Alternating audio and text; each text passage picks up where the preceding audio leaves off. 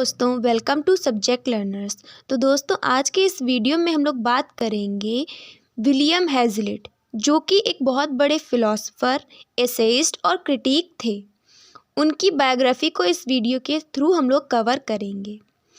William हैज़लिट एक English essayist, literary critic, painter, social commentator और philosopher थे और अब उनको इंग्लिश लैंग्वेज की हिस्ट्री में बहुत बड़ा क्रिटिक और एसेइस्ट माना जाता है और इन्हें सैमुअल जॉनसन और जॉर्ज ऑरवेल की कैटेगरी में रखा गया है। अपनी लाइफ टाइम में वो बहुत सारे लोगों से उनकी फ्रेंडशिप हुई जो कि 19th सेंचुरी के लिटरेरी कैनन के पार्ट्स हैं, जैसे कि Charles Lamb, Mary Lamb, Samuel Taylor Coleridge, William Wordsworth और जॉन कीट्स। अब लिटरेरी कैनन क्या होता है? लिटरेरी कैनन लिटरेरी वर्क्स का वो ग्रुप है जो कि इम्पॉर्टेंट और रिलेवेंट माना जाता है एक पर्टिकुलर टाइम पीरियड या प्लेस से। अब इनकी बायोग्राफी को हम लोग कवर करेंगे कुछ हैंड रिटन नोट्स के साथ। William Hazlitt, the youngest of the surviving Hazlitt children, was born in Mitre Lane, Maidstone on 10th April 1778. William Hazlitt children's में से सबसे यंग थे, सबसे छोटे थे, जो कि सरवाइव कर रहे थे, जिंदा थे। उनका बर्थ हुआ था मिट्रे लेन, मेडस्टोन में 10th अप्रैल 1778 में। Hazlitt was educated at home and at a local school. और हैज़लिट को एजुकेशन इनकी दिलवाई गई उनके घर पे या एक लोकल स्कूल में। Firstly he was interested in painting but he gave it up very soon. Starting में तो ये बहुत ज़्यादा इंटरेस्टेड थे कि पेंटिंग में, लेकिन वहाँ पे जब इनको ज़्यादा सक्सेस नहीं मिलती दिखी तो इन्होंने उसको छोड़ दिया। After that he was drawn to metaphysics and literature. और इसके बाद ये मेटाफिज़िक्स और लिटरेचर की तरफ अट्रैक्ट हुए, मतलब उधर की तरफ इनका फोकस शिफ्ट हो गया। Metaphysics is an area of philosophy that deals with the nature of existence, truth and knowledge. Hazlitt was inspired by the revolutionary ideals.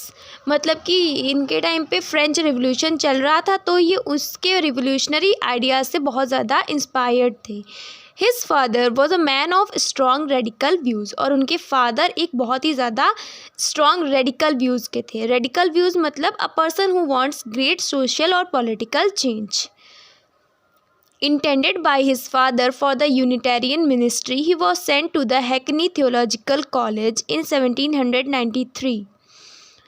इनके फादर का ये इरादा था कि ये यूनिटेरियन मिनिस्ट्री में जाएं और तो इसके बाद इनको भेज दिया गया हैकनी थियोलॉजिकल कॉलेज में 1793 में।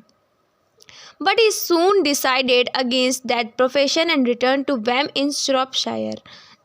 और लेकिन इन्होंने बहुत जल्दी ये डिसाइड कर लिया कि ये प्रोफेशन इनके लिए नहीं है, क्योंकि वहाँ का the reality was that the syllabus of Hackney college was a very wide. वहाँ का सिलेबस बहुत ज़्यादा था, जिसमें कि Greek, Latin, mathematics, history, government, science और रिलीजन ये सब इंक्लूड था। बहुत ब्रॉड सिलेबस था। इसी सब को देखते हुए विलियम हैज़लिट ने हैकनी थियोलॉजिकल कॉलेज को छोड़ दिया और वो वापस लौट आए वैम श्रॉपशायर में, जहाँ पे इनकी फैमिली रह रही थी।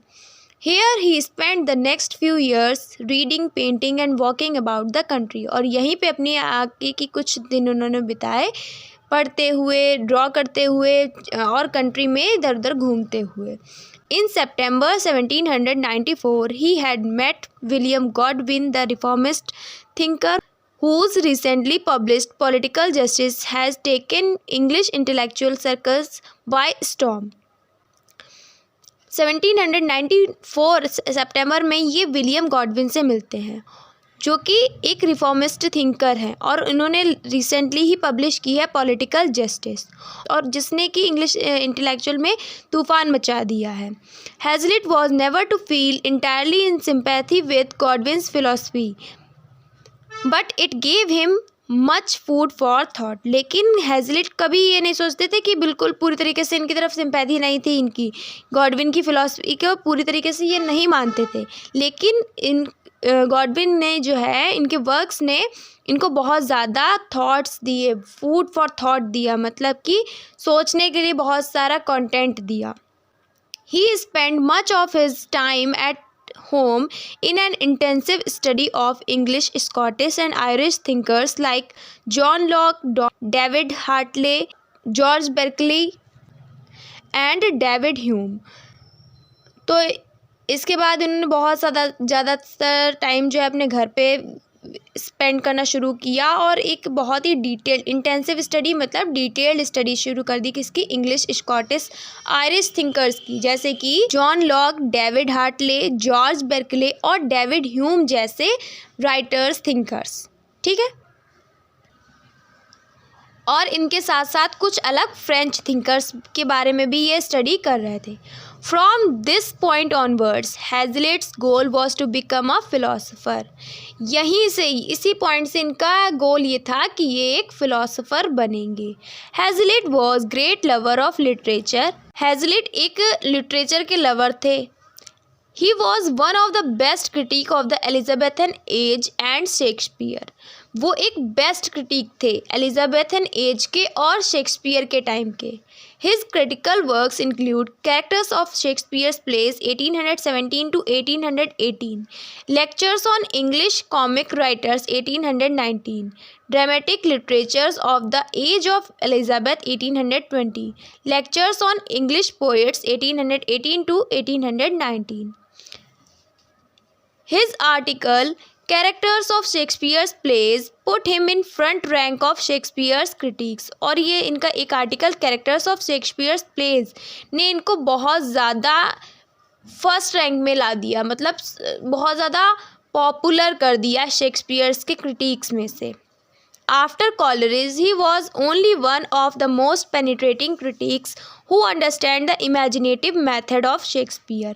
Coleridge के बाद वो एक ऐसे इकलौते, समझ सकते हैं आप, एक इकलौते ऐसे क्रिटिक थे जो कि बहुत मोस्ट पेनिट्रेटिंग, मतलब कि बहुत ही शार्प थे, जो कि शेक्सपियर का इमेजिनेटिव मेथड भी समझ जाते थे। ऐसे ये बोला जाता है कि इस तरीके की स्किल्स बहुत कम लोगों में थी। और Coleridge, S T. College, Samuel Taylor Coleridge के पास तो ऐसी स्किल्स थी कि वो जहाँ पे हैं वो ऐसी चीज़ उनके रीडर्स को फील करा सकते हैं। लाइक अगर वो माउंटेन में एरियाज़ में है तो वो आपको फील करा देंगे कि you were also there in the mountain region. तो उनके पास ऐसी स्किल्स थी। Hazlitt died in the hot summer of 1830। Hazlitt की डेथ हो गई 1830 की समर में। The illness that killed him either stomach cancer और अल्सर। जो बीमारी थी वो उनको या तो स्टमक कैंसर था या अल्सर था। Best known work of Hazlitt were The Spirit of the Age 1825. It is the most important work of Hazlitt. The Round Table, Table Talk, My First Acquaintance with Poets 1823 की। It's also important along with the date. Ongoing a Journey. Ongoing a Journey ये हम लोग का next topic है और इस पर बहुत ही जल्दी मैं वीडियो बनाऊँगी। Ongoing a Journey is our next topic for the video. I hope so ये वीडियो कहीं ना कहीं आपके लिए यूज़फुल रहा होगा। अगर ये वीडियो आपके लिए थोड़ा सा भी यूज़फुल रहा है then like, share and subscribe to subject learners. Thanks for watching.